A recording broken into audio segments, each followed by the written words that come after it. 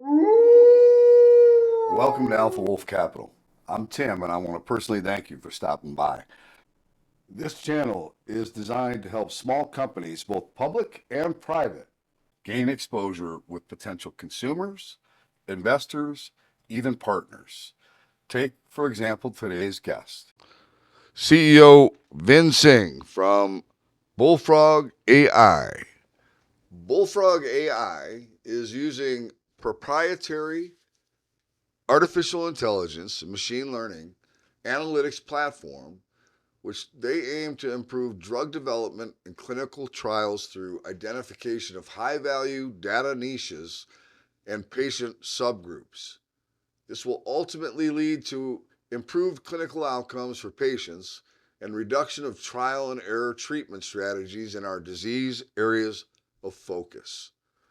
Their mission is to improve lives by identifying critical connections between therapies and highly responsive patients in less time with less cost and more precision. This is without a doubt an impact company. And they just had some impactful news. But I'm going to let Vin tell you more about that in just a moment. This is not to be taken as investment advice. I am not a certified financial planner. This is for education and entertainment purposes only. I encourage everyone to do their own due diligence. Hey, everybody, Tim from Alpha Wolf Capital coming at you with a follow up to a recent follow up with Bullfrog AI, because Bullfrog had a what I think is another good press release and another potential product that could bring in some additional revenue. Would that be accurate, Vin?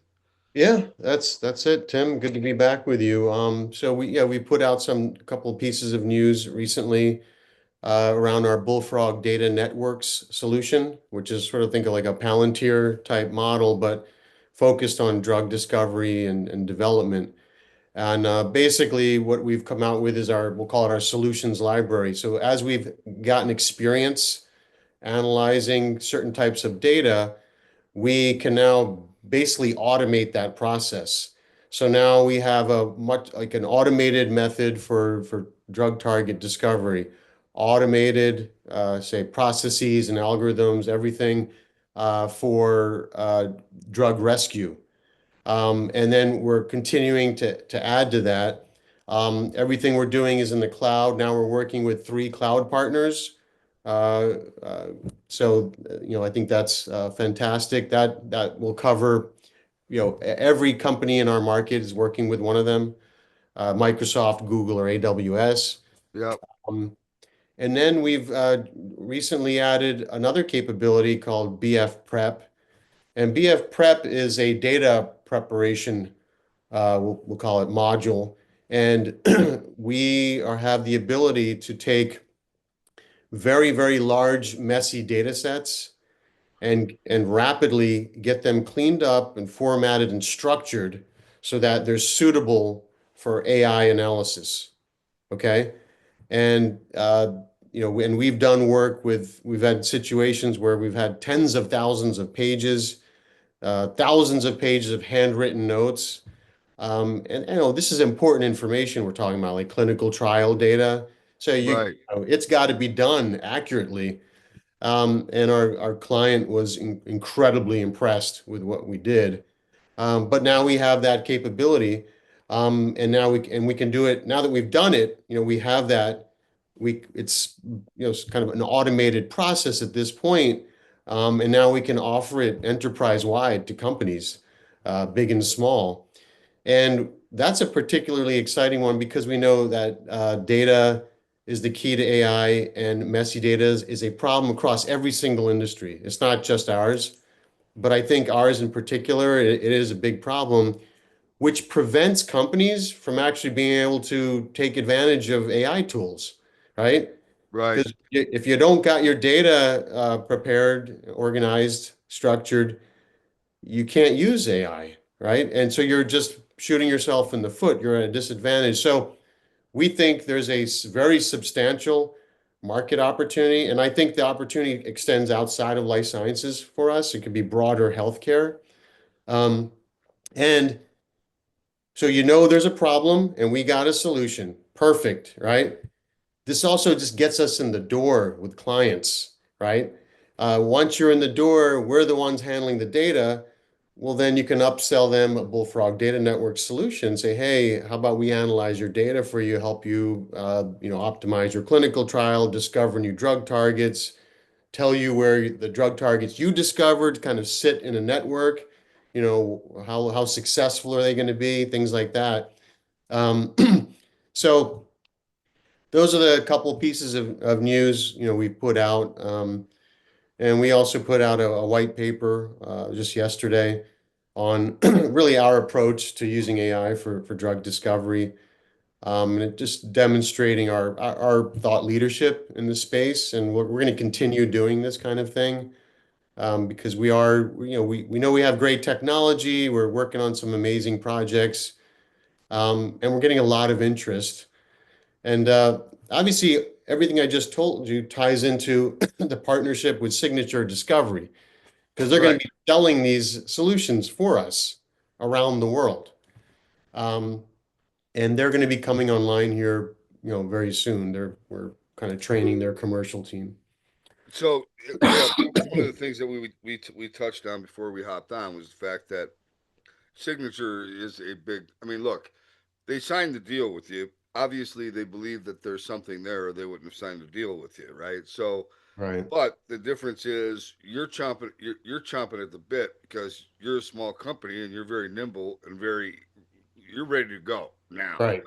right? They are a much bigger company and they've got to go through certain procedures and all that stuff Mm. in order to get up to speed, right? Yep. I mean, there's going to be trade-offs, right? But this is, I think, a fair one. You got an incredible partner, and yeah, they need time to do what they need to do. Um, but that's not stopping us because we're out there also selling it. So Right, we're not just totally waiting for them. right.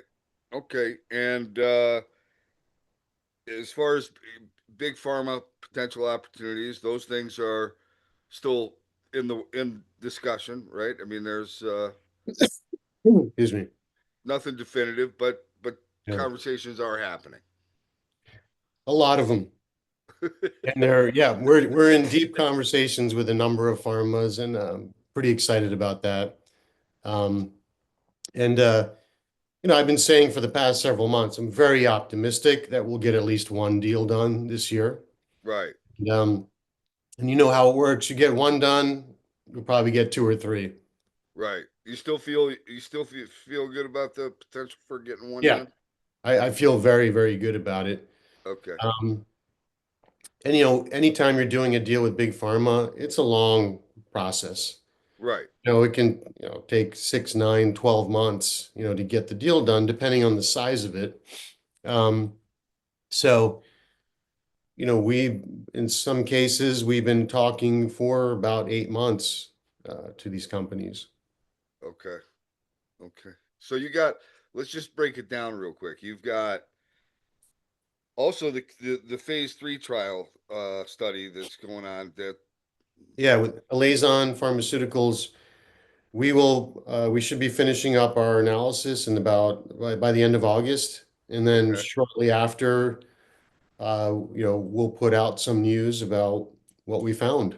Uh, right, Obviously, being sensitive to confidentiality for Alazon, but we want to be able to talk about how we've added value for their program. right.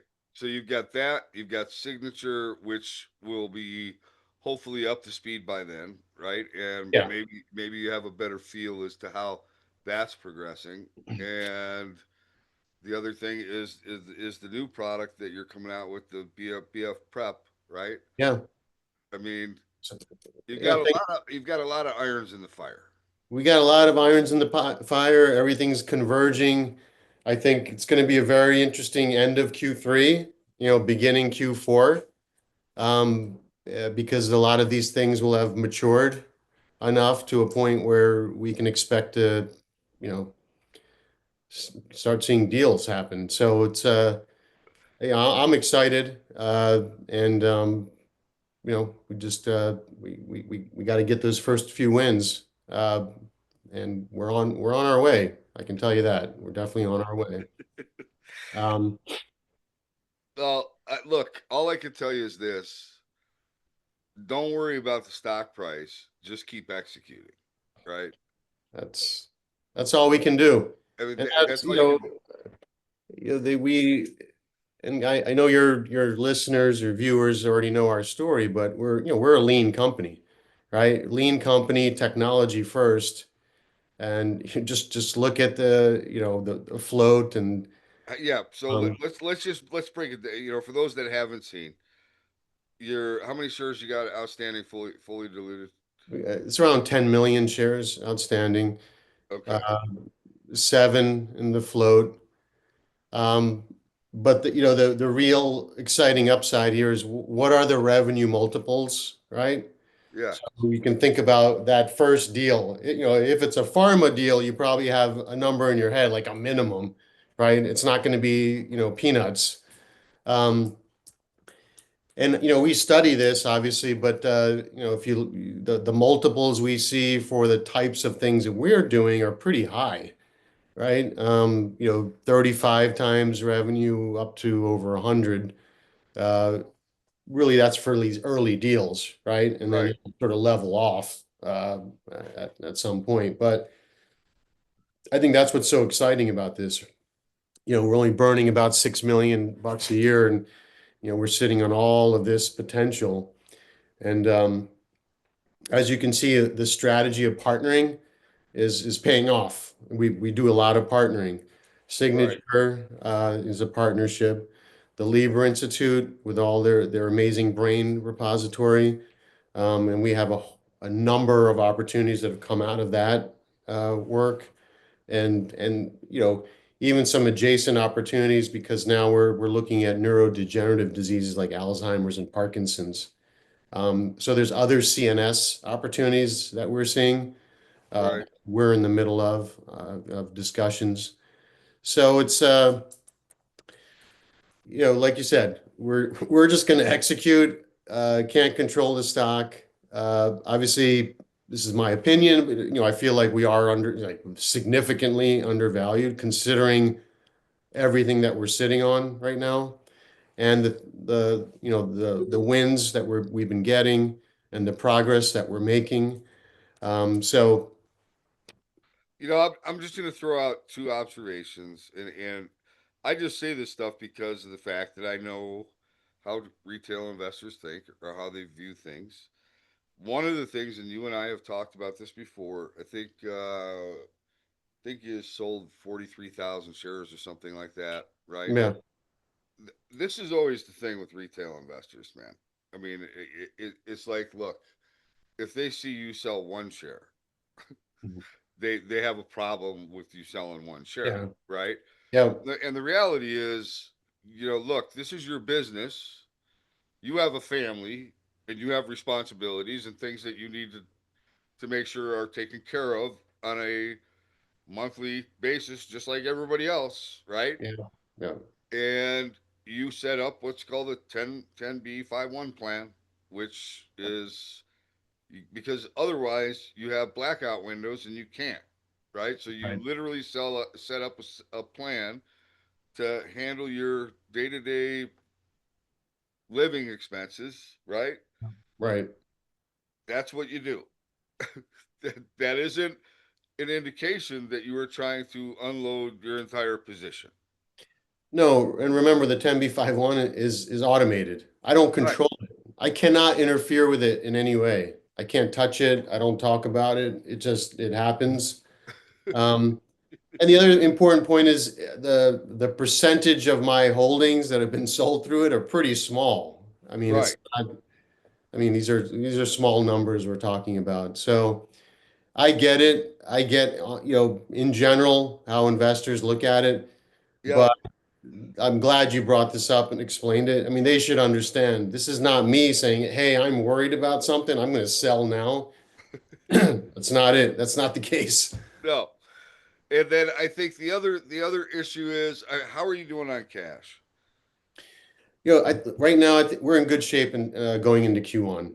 Okay. So I'm not concerned about that. And as I've told your viewers in the past, I've taken a different approach than maybe other CEOs. I Yep. want my team to perform. I'm not here, this idea of, hey, let's have 3 years of cash and then let's turn into a country club. That's not happening, right? This is like light, burn the boats, light fires, execute. Okay. We don't want to keep raising money. We're going to raise as much as we have to. But the great thing here is it's not like we're a biotech that's hoping to hit some milestone, in months or years from now.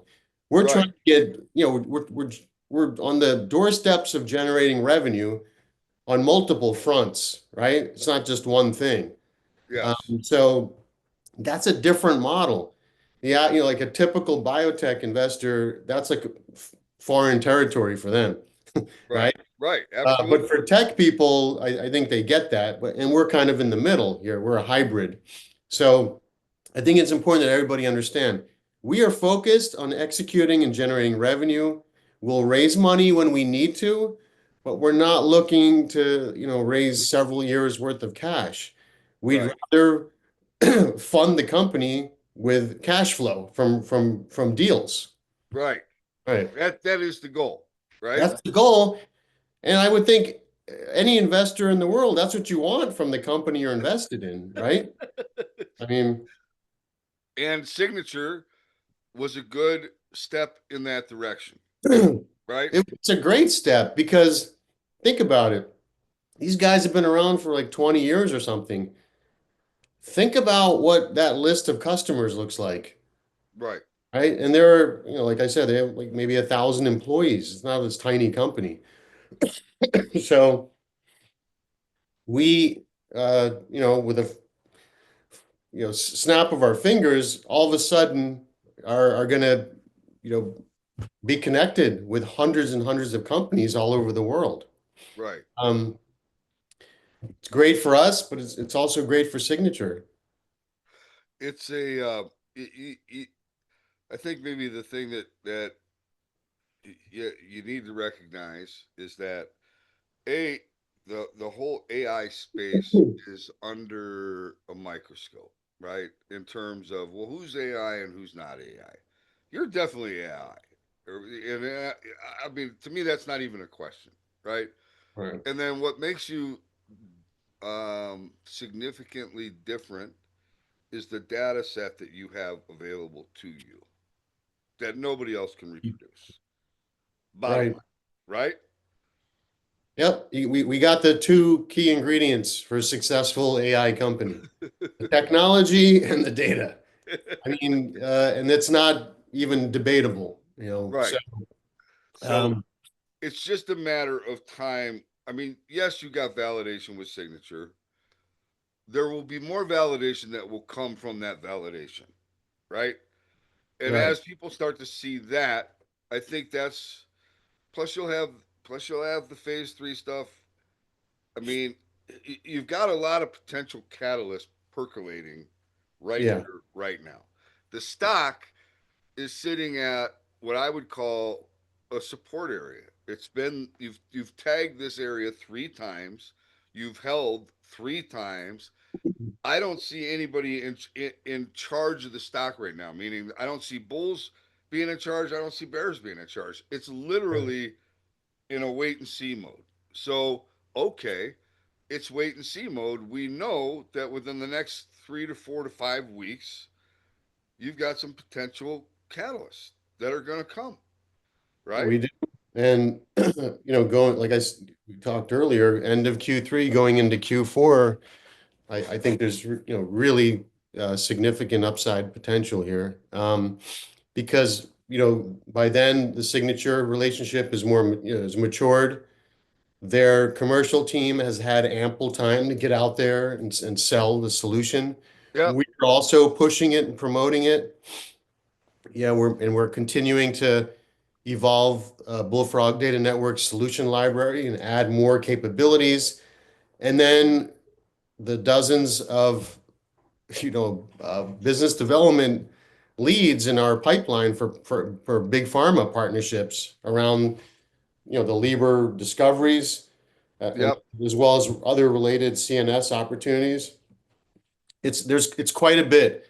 And when you think about, we're a 12-person company, it's actually pretty amazing when you think about all that. If you get one big pharma, um, that changes the whole game Yeah, it is. instantaneously, right? We'll be in another world at that point. And like I said last time, getting the signature deal was validation. It's not the same as a big pharma, but it was definitely validation. And we know that because the tone of the conversations with all the pharmas changed. Changed, Because they right? all like, oh, we know those guys, let's talk. So Right, then when you get a big pharma deal, everything's just going to open up right. because it's going to be like, hey, oh, wow, you did a deal with XYZ big pharma. They've obviously done their diligence, right? Yep, They've bet big on you guys, and that lowers the bar pretty low for everybody else to say, hey, let's, we want to get a piece of the action here. So, right. One of the things you learn as an investor is patience.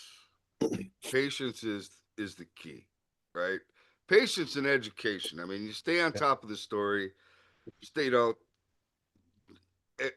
If I didn't have the opportunity to speak to you directly, it's easy for people to get swayed by the market when you have good news come out or what is perceived as good news, and the yeah, stock does nothing, right? Then right. your own you start questioning, was there something else wrong, Mm, right? And you wind up literally talking yourself out of the position. Wall Street is really good at two things. They try to wear you out and they try to scare you out, yeah. right? They try to shake the weak hands. So oftentimes a stock will have a swoon down right before the actual uh, trend changes, right? Mm-hmm. It's that last capitulation move where everybody says, screw this. I'm not holding this anymore. It's too Right, painful, right? And then, literally, 2 weeks later, will be the thing that sends it. And you'll be on the sidelines going, well, I'll wait for a pullback. That never comes. In my beginning of my career, I can't tell you how many times that happened to me, right? Where I would hold the stock literally for years and go, I mean, everything else was running around me. And that thing was just either down or dead, right? Just didn't do anything. And I literally would say, that's it. I can't take it anymore because I'm missing opportunities elsewhere. right, Sell it. And then I swear to God, it was like they were waiting for me to sell it. And then it would go. And then it'd be like, you want to get back in, but if it rises $2, it's hard to do. It's so hard to do when you held something for 3 years and it didn't move, right? It's this is a patience game. Knowledge is king, right? And mhm. I think you've got a lot of positive. I think you have more positive things as a potential than you have for negative things as a potential. Does that make sense? Yeah, yeah. No, I agree with you. And the other thing is, when we get a deal done, and we will, our value is going to be based on fundamentals, which means we're going to have a new floor. It's not going to just be one of these like 1 or 2 day spikes that comes crashing down, right? Right. We're going to be a different company. We're going to have real revenue, right? And you'll be able to crunch those numbers. So people are gonna miss out, is what's gonna happen, because we're never coming back. I'm never going back to $1.50. I look at. I think I said this last time. If you're not in the stock, And I don't tell people what to buy and what to sell. That's not my thing. I just try to present good stories. And I think this is a very compelling story. And I think you're getting it near. Is it possible that it could go lower? Of course, it's possible. Anything's possible. Uh, but I would say you're at an area where there's a good amount of support. And, is it going to hurt to buy ten shares? I don't think so. I mean, what's your risk? What's your reward? I mean, this thing did run up to $8.50 not long ago, right? And you're sitting at near all time lows. So I think the risk reward is actually quite compelling here, right? And, could it go to $1? Sure. I mean, anything's possible. But I would say that that's the swoon that's trying to shake the weak hands. That's how I would view it, right? I don't see anything that is like a big red flag for me with you guys. I just don't see any big red flag. So this is an opportunity, like you said. I mean, you don't have to go all in. Start doing your diligence on this story. Understand what they own here, which is significantly undervalued. That's the piece that you want to focus on, right? Signature is one, the pharma, but once the pharma signs, then it's like, then you're chasing, and you don't want to chase, right? This is the opportunity to get in when things are calm, right? You want to Right. be in, Calm before the storm. yeah. That's my view. And then I'm sure if anybody's got questions for you or they want to hit you up, they can talk to Red Chip over at IR, right? Yep. And Yep. they'll be happy to hook you up and you can answer any questions for them. Absolutely. Happy to do that. Okay, buddy. Look, um, I guess we'll probably talk to each other again in Yeah. about 3 to 5 weeks, somewhere in that area. Yep. Like I said, yeah, as soon as we get any kind of news, I'll be back on talking to you again. All So right, you're going to be doing a thing for Red Chip tonight, or yeah, right? doing an investor webinar, which will be good. Get everybody, up to speed on the whole story. Okay, and that'll Uh, be. I'm sure Red Chip will have that on for replay as well. yeah, they will. They'll Okay, definitely. okay, cool, man. Hey, Okay. thanks for doing this, Vin. All right. Thanks a lot. All right, Yep. We'll see you all right, next time. sounds Bye. good, Vin. Thanks. Thank you for tuning in to another CEO interview here at Alpha Wolf Capital. Today we had Vin Sin from Bullfrog AI. I hope you enjoyed today's interview, and if you did, do us a favor, give us a like. How about giving us a share? And while you're at it, make sure you smash that subscribe button. All of those things are extremely important to us here at Alpha Wolf Capital, and we appreciate you taking time to do that. Until next time, stay safe. Alpha Wolf Capital wishes you the very best of success.